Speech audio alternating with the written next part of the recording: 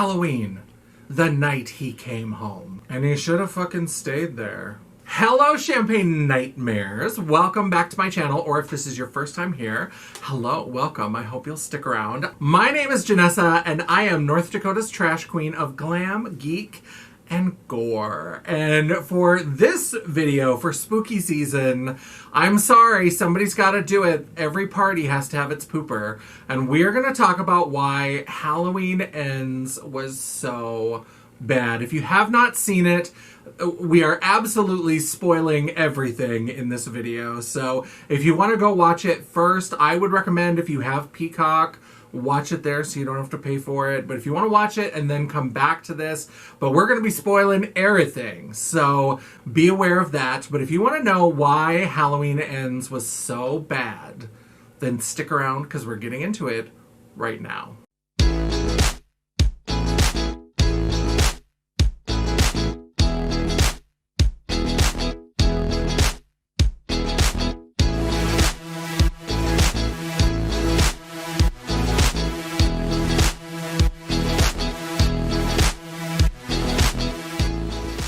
Alright, so Halloween Ends. This should be the epic showdown horror film, slasher film for the ages.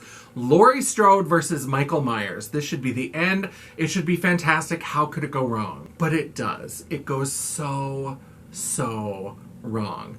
And unfortunately, there are seeds of things that could have been really good, but there's just too many of them and they're all mashed up together. So let's talk about why. Let's talk about what went wrong and what they could have done differently. So I made a video already about Halloween Kills. That was the first sequel to Halloween 2018. If you missed that video, I'll link it right up here in the cards. But basically, when they announced, after Halloween 2018 was so successful, and they announced that they were doing 2 sequels, that movie was destined to be shit. Unless they were going to do something really outside the box, unless they were really going to break the paradigm, everybody should have known that that movie was going to be absolute trash, because the whole point of this requel, reboot, whatever it is to have that final confrontation between Jamie Lee Curtis's Laurie Strode and Michael Myers, The Shape. When they announced that there were going to be 2 movies, well, we know that that final showdown is going to be in the last movie. So everything that's in Halloween Kills is filler. It's nothing but Easter eggs and callbacks to other movies and references and all kinds of like stunt casting, bringing back people from other parts of the series. Even though they kind of retconned the whole series, they're still bringing like as many people as possible back. And it just was a lot of references and callbacks and Easter eggs and cameos. Here's the problem though. Easter eggs, cameos, and callbacks are not good storytelling. Now, I'm not saying that they're not fun. As a fan of the series, as somebody who has watched all of those awful sequels, all of them, including Cult of Thorn and Resurrection, like, I have seen all of it. So seeing those little references to other movies in the series is fun. Like, I love it. It's a little fan moment. But you need to have a story around that. So you need to be able to watch it, and if you don't know the series, still enjoy it. If you don't know that those masks, the 3 masks, the witch and the skull and the pumpkin head, if you don't know that they're from Halloween 3, you should still be able to watch that movie and enjoy it. And it just rested on this idea of stunt cast after stunt cast after stunt cast and callbacks and references and just cameos and Easter eggs everywhere. And it was terrible. There was no real story to it. So what was the story of Halloween Ends? The problem with Halloween Ends, and the root of why I think it's so bad, is because it's actually 2 stories. We've got the Michael and Laurie story, and then we've got the Allison and Corey story. That's a whole lot of fucking rhyming for no goddamn reason at all. So the Michael and Laurie story is what people were expecting, but they've already laid the groundwork in the earlier 2 movies to make that showdown, to make that final confrontation pointless. If you watched Halloween 2018, you know that Michael wasn't like plotting and scheming to get out of the institution, out of Smith's Grove, to go after Laurie Strode. He was just trying to get home And Laurie's house happened to be in the path of him getting home. He hadn't been thinking about her. It was his psychiatrist who set the whole thing up. And then in number 2, they made it a point to re-emphasize that it had nothing to do with Laurie Strode. In fact, Laurie Strode is in the trailer for Halloween Kills about as much as she is in the movie. They took every scene that she's actually in and put it in the trailer because the rest of it is about her daughter and her granddaughter Allison and all the people in the town and Tommy Doyle and Evil Dies Tonight, that shitty thing. Seriously, watch my video. We go much more in depth. So the Michael Laurie story is kind of a little bit of a misfire, but they kind of ignore that in this movie anyway, because this movie is not really about Michael and Laurie. It's about this new character named Corey Cunningham. So Corey is this new character that they introduce. He's kind of interesting. The beginning of the movie, you're like, what's happening here? There's this kind of nerdy guy who shows up at this big mansion, and he's going to be the babysitter. And so you're like, okay, The Babysitter Murders. That was the original title of Halloween before they changed it to Halloween. And so they're like setting up this whole babysitter thing. And it's a year after the events of Halloween 2018. And so the mother tells the babysitter he's kind of upset, like he's still weirded out about Michael Myers being loose, that they never caught him. He's having trouble. He wets the bed, blah, blah, blah, all this kind of stuff. So they're setting it up, and maybe I've just watched too many horror movies. But basically there's this big house with this big like elaborate staircase that goes up like several flights. So there's like 3 floors and an attic floor. And so at some point the mother is like yelling for the son, and she's looking up, and you see the like banisters around the railing around each of the floors. The minute they showed that, I was like, someone's gonna fall down. That's gonna be a thing. Someone's gonna get killed and the body's gonna fall, or somebody's going to jump, or there's gonna be something where something falls down this thing. They couldn't have made it more obvious. But what's really interesting is that, so then Corey is babysitting, and all of a sudden the kid disappears. And he's looking around the house, and he's trying to find him. And all of a sudden he hears some noises upstairs.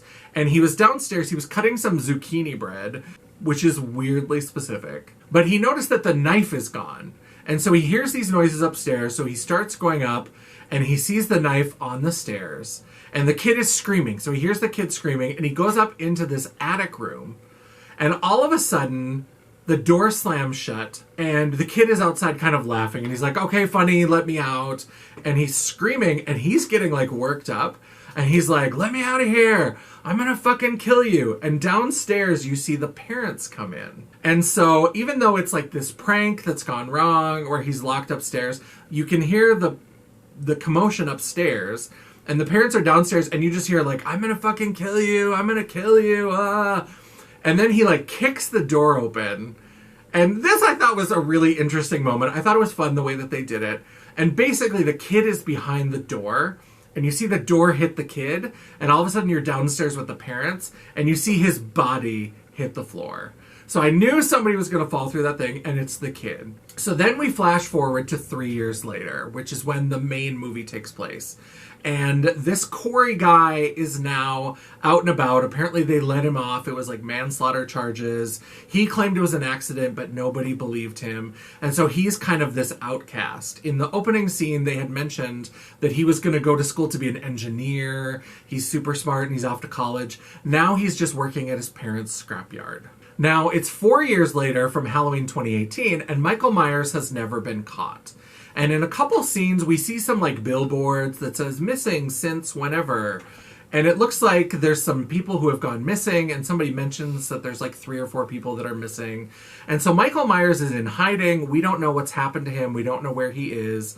But this Corey guy is sort of walking around town, and people are mean to him. And Laurie Strode is magically just better. So Laurie Strode in the previous 2 movies has been obsessed with Michael Myers. She thought that he was obsessed with her and he wasn't. So she was like crazy, and she'd like driven her daughter away, and it's this whole thing. And then at the end of Halloween Kills, her daughter Judy Greer gets murdered by Michael Myers, which is such a waste because Judy Greer was the best part of that fucking shitty sequel movie, Halloween Kills. But now, even though her daughter has been murdered and there's been all this stuff, Laurie Strode is like magically better. She's just like baking pies. She moved off of her weird compound and back into town, and she's raising her granddaughter. They live together in this house, and she's just better. And she's talking about, like, you gotta find a guy who makes you want to get your tits out and all this. And it's like, what?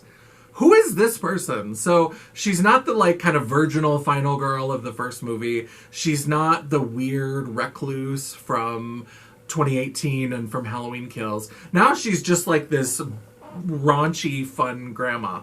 It felt like maybe it was more Jamie Lee Curtis than Laurie Strode. But so she's just kind of okay. So on the one hand, we've got the Michael and Laurie story.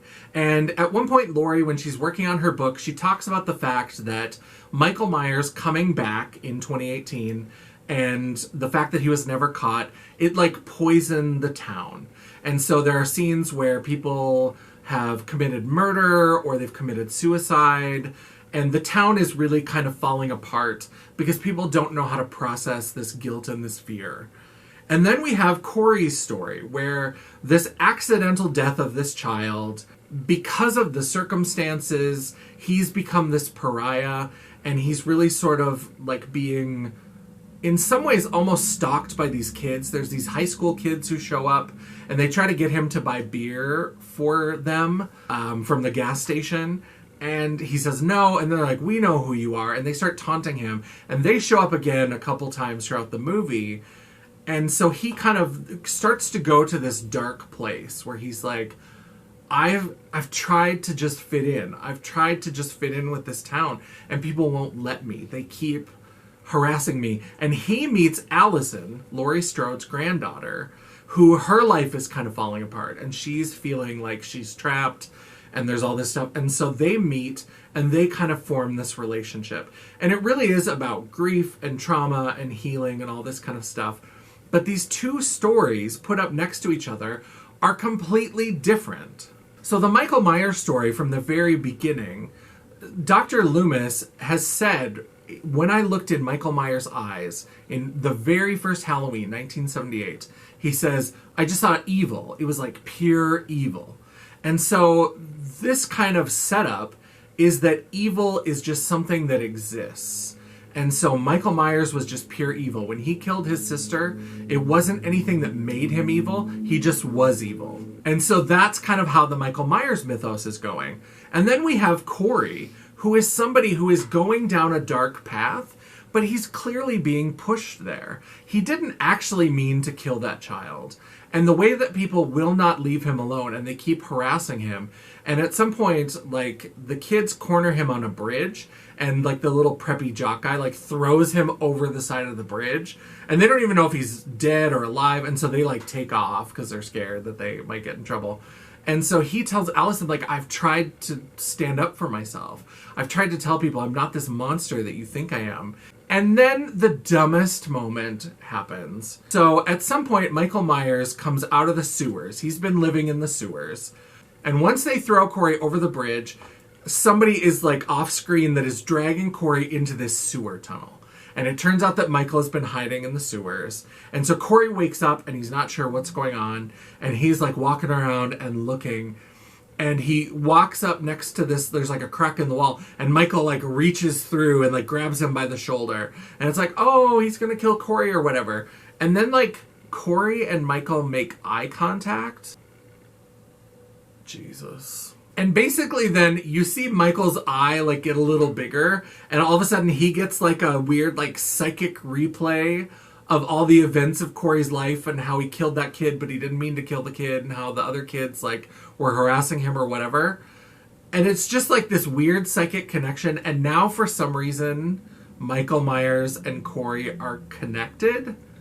And so Corey like becomes obsessed with this idea of killing people and getting revenge. And so he goes and he kills this doctor and his girlfriend. The girlfriend works with Allison. They both work at this doctor's office. And Allison was supposed to get a promotion, and the girl got it instead. And he goes and kills both of them. But then Michael Myers shows up, so he kills the doctor. And then Michael just shows up out of nowhere and, like, kills her. And this is like a throwback to the first one where he, like, stabs her with a knife and leaves her hanging in the wall.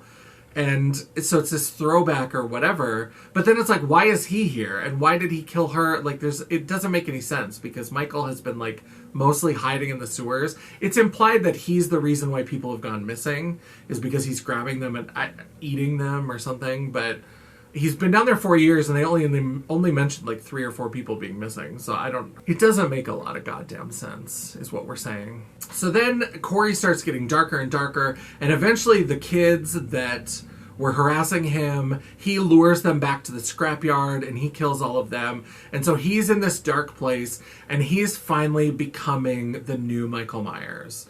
And so he goes back to the sewer and he, like, attacks Michael and gets his mask. And then he comes to face off with Laurie. So he goes to her house and she makes it look like she's going to kill herself. And then she surprises him and they fight. And it's this whole thing where then he's like, I told you if nobody can have Allison if I can't have her. And then he stabs himself in the neck. And then she's like, oh my God. And she pulls the knife out. And so she's standing over his body with the bloody knife when Allison comes in the house. So she thinks that Laurie, like, stabbed him, and it's this whole thing. And then, out of nowhere, Michael just comes back. So Allison runs out of the house and gets in her car to drive away. Well, then Michael comes in and gets his mask back on, and then he and Laurie fight, and it's this whole back and forth. And then it's just this weird, like, the battle scene is so stupid, because Jamie Lee Curtis is no spring chicken. I mean, Halloween came out in 1978. The sequel, requel, reboot, whatever it's called, came out in 2018, 40 years later.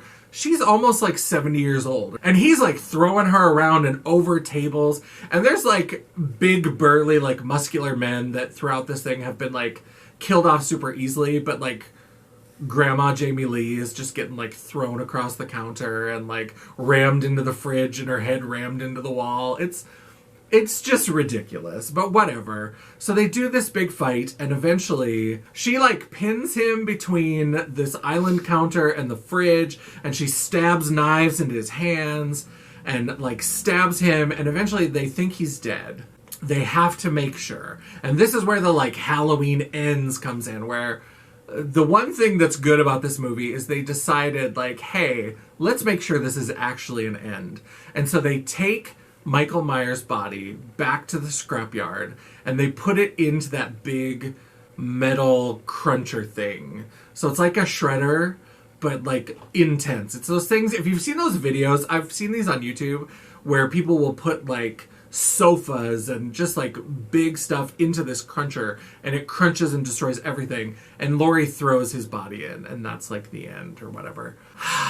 This movie could have been good. There's so many ways that this could have been good. So Halloween Kills, if they had turned that into the final showdown of Michael Myers and Laurie Strode and killed him off, people would have been like, what's the next movie? Like, how is there another movie? That could have been then introduce the story of Corey and make it into this new, like, now evil rides again, like it's time to go. And so it could have been this interesting juxtaposition of now we're passing the baton. Because this is not something that hasn't been done before. Poor Corey, as much as I like that story, and as much as I think that it's interesting and has potential, they Tommy Jarvis'd him. Don't know what that is? You need to brush up on your Friday the 13th lore. So if you haven't seen Friday the 13th Part 5, A New Beginning, that was after Part 4, which was like the final chapter. That was the subtitle of that. And the producers of Friday the 13th wanted to take the franchise in a new direction. Sound familiar, Halloween 3? So basically, Friday the 13th Part 5 followed Tommy Jarvis. Now he's a little bit older, and he's at this like halfway house for troubled teens because he's having visions of Jason Voorhees, even though he killed him in Part 4. And he's worried that he's coming back, and is he unstable or whatever. And then Jason shows up and starts killing people, and they're like, how is this possible?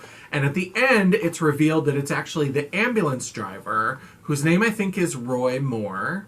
I always get it wrong, so if it's wrong, I'll put it on the screen. But he was angry and upset about the death of his son. So at the very beginning of the movie, there's this kid who gets killed by somebody else at the halfway house. And what we don't know is that one of the ambulance drivers, one of the paramedics who shows up to get the body, is actually his father. And so he has now gone and taken on the Jason Voorhees persona in order to seek revenge.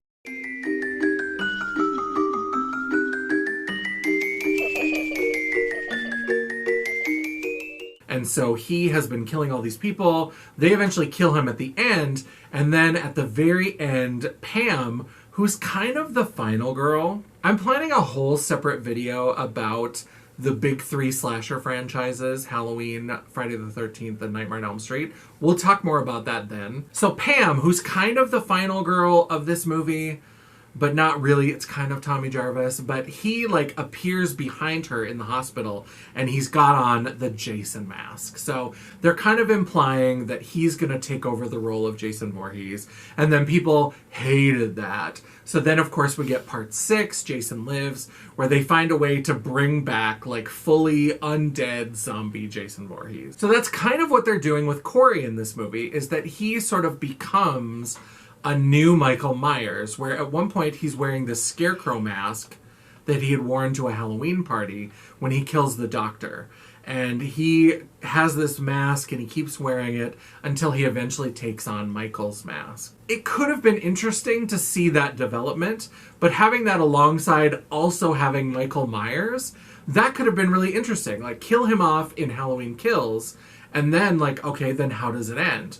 With this new iteration. Evil continues. No matter what you do, evil is somehow inescapable. Whether it's born into them like Michael, or whether it's made by someone like Corey. So instead of giving us one of these stories really well, either Michael and Laurie or Corey and Allison, or even really upending the paradigm and dealing with Michael and Laurie in Kills, and then dealing with Corey and Allison in Ends, they give us this weird amalgamation of both. And so that setup film, that filler film that was terrible, is even more wasted effort, because anybody from Halloween Kills that was like a stunt casting or a cameo or a callback, if they didn't die in that movie, they virtually disappear in Halloween Ends. So Kyle Richards, she played Lindsay, the little girl that Annie was babysitting, and she is in the movie in a couple scenes, and she's just there to like flip tarot cards and say like weird things about how the death card doesn't have to mean death, except that we're in a slasher movie. So of course it fucking means death this time around. She's barely there. The police officer, who in Halloween Kills, they're kind of like setting him up to be like a major player in the last movie. There were some people that theorized that Laurie wasn't even going to be the one to kill Michael, that it would be this police officer. He shows up in like 2 scenes and he's talking about how his grandkids bought him a fucking Rosetta Stone and he's learning Japanese and he's talking about cherry blossoms and shit. Like, it makes no goddamn sense. So anything that could have fleshed out the Laurie and Michael story is wasted. And then this Corey story is just tacked on, and it completely goes against the sort of evil is an inborn nature of a person like Michael Myers into evil is something that we create. It's kind of an extension of the whole vigilante kind of awareness that they tried to bring up in Halloween Kills that wasn't very good. And it's just kind of an extension, but they put these together and don't find a way to bridge them. So with all of that, it's not a surprise that the final showdown between Michael and Laurie is lackluster. It's just not very important. There's no high stakes. It's just finally the end. If anything, you just get the sense of relief that they won't keep mangling these characters and this franchise that you love. When I think of the big 3 slashers, I think of Halloween, Friday the 13th, and Nightmare on Elm Street. And of those big 3 franchises, I would say that Halloween has the best first movie, and it has the worst collection of sequels. And I think that this is just part of that trend. Now, is it as bad as Halloween Resurrection? No. That movie is such a steaming pile. Is it as bad as The Cult of Thorn from The Curse of Michael Myers? No, it's not that bad. That movie was edited so much that you can't even really tell what it's about, and what you can tell is stupid. So it's not as bad as either of those, But it's just a disappointment, and it's such a missed opportunity to bring these characters back after all this time and to put in all this work to get the original actors and all of this to give us this nothingness. It's just such a waste. By the time Laurie Strode throws Michael Myers' body into the shredder, I was like, do this with the whole franchise. Just fucking let it die. When they say Halloween ends, I certainly hope they mean it. All right, Champagne Nightmares, that is the end of the video. Let me know down in the comments below, what do you think? I'm sure this is controversial. These kind of movies, people either love them or they hate them. I hated it, but you can always let me know what you think. I love a good discussion. We're all friends here, so let me know down in the comments below. What did you think of Halloween Ends? What did you think of how they wrapped up the Michael Myers and the Laurie Strode continual relationship? What did you think about the new characters? What did you think about Corey and his story arc? What did you think about it? Let me know down below. I'd love to hear from you. While you're there, go ahead and give me that thumbs up. Let me know that you appreciated the video. Let me know you liked it. Or if you are a Curse of Michael Myers stan or a Halloween Resurrection stan, and you think that those are the best movies in the series, give me that thumbs down. Tell me that I'm a loudmouth bitch. You know what? It's all engagement. The algorithm isn't a picky bitch, and neither am I. And while you're down there, don't forget to hit the subscribe button and hit the bell icon so you'll be notified of all future uploads. I have been uploading at least 2 videos a week, including vintage episodes of my podcast, Miss Jaye the Renovation, and other videos about makeup, content, all of my favorite things related to glam, geek, and gore. So definitely subscribe, hit that bell so you'll be notified, and sometimes, if you're very lucky, you might even get a bonus video. Oh, sequelicious. And if you'd like to chat, banter, or commiserate between uploads, all of my social media will be linked down in the description box below, including a link to my website, The World of Champagne at JanessaJ.com. Thank you so much for watching. I love and appreciate all of you. I'm so glad to have you here. I hope you love this horror content. It's spooky season. I was ready. I was feeling it. I needed it in my soul. And sometimes you just got to get a little rant out. Sometimes horror is great, but you can't love it all. So I hope you enjoyed this video. And until I see you again, bye.